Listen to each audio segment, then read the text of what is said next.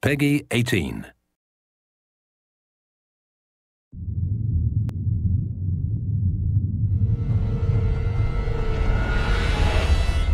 Hey everybody, Zachary Levi here in downtown San Diego at Comic-Con, more specifically at Nerd HQ, which is the epicenter of all things Tomb Raider.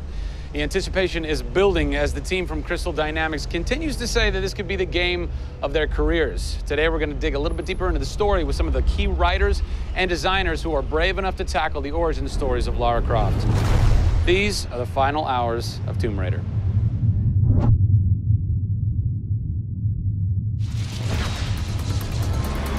We're in downtown San Diego. We're at Nerd HQ. Fans, the public, will get to play the game for the first time ever. Are you nervous? This is the most nervous time of the entire game.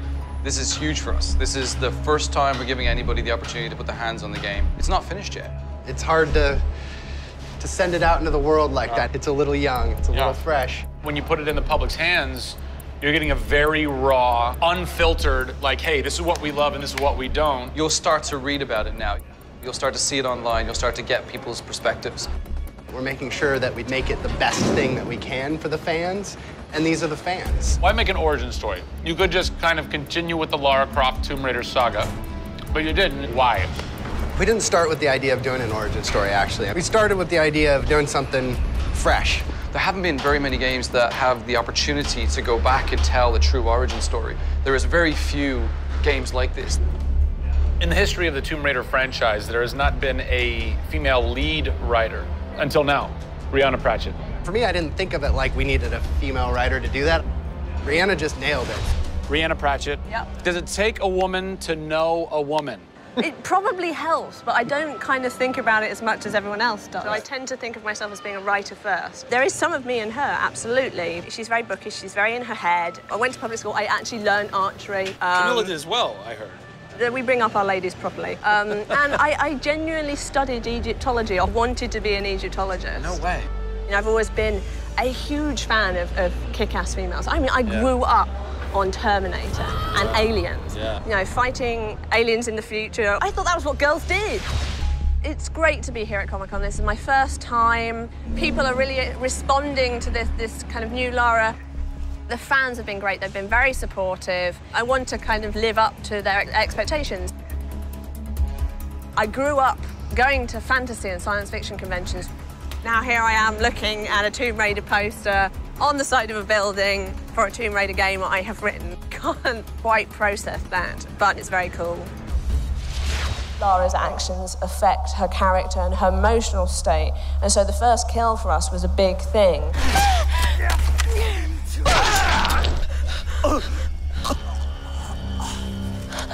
It's not comfortable to watch, and it shouldn't be.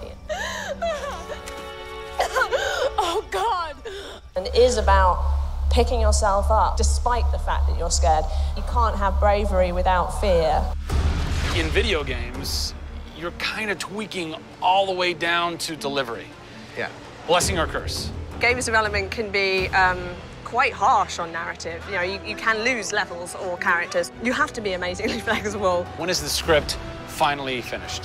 You get insight when you see it through your audience's eyes. Yeah. So once the story gets to a point where we can start sharing with people, where we can start putting it on the screen, then we start to understand, are people getting from it what we want them to get from it? The feedback is that it's really fulfilling our primary goals of delivering a story that introduces people to a Lara Croft, but also just takes them on an amazing adventure.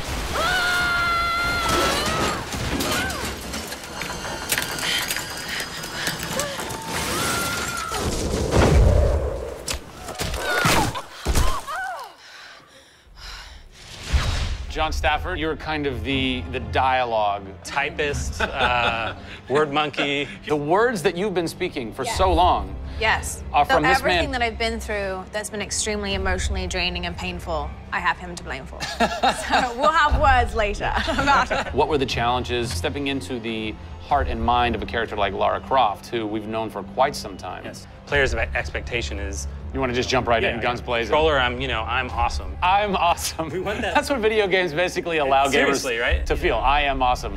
Challenge for me is to show her vulnerable. We're shipwrecked on an island inside the Dragon's Triangle. Still have a very playable game, that also show real emotional character. It's very difficult to do that in game. Please come and get me. You can do this, Laura.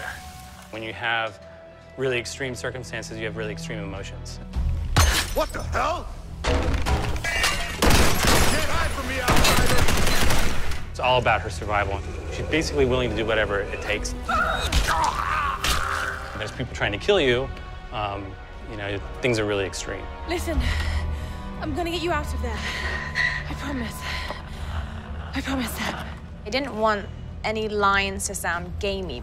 There was a good collaboration of making sure that really that didn't happen. That's very difficult writing, you know? How do you write a line that isn't just like, I should go there? Yeah. You know? You know, I mean, that's... I bet there's something hidden in that crate. I want you to love this game in a way that really feels like the first time you played it, but do it in a way that people have never seen before. For me, it's crazy not to look at this as an opportunity to really start that dialogue. This is the game of our careers. This truly is the first time to sort of say, okay, this is it. Well, now that we know a bit more about what it takes to reimagine an icon from the ground up, we're headed east to go behind the sounds of Lara's journey. A journey that is heightened and shaped by cinematic score and sound design. I hope to see you on the next episode when we talk to who's behind what we're hearing in Tomb Raider.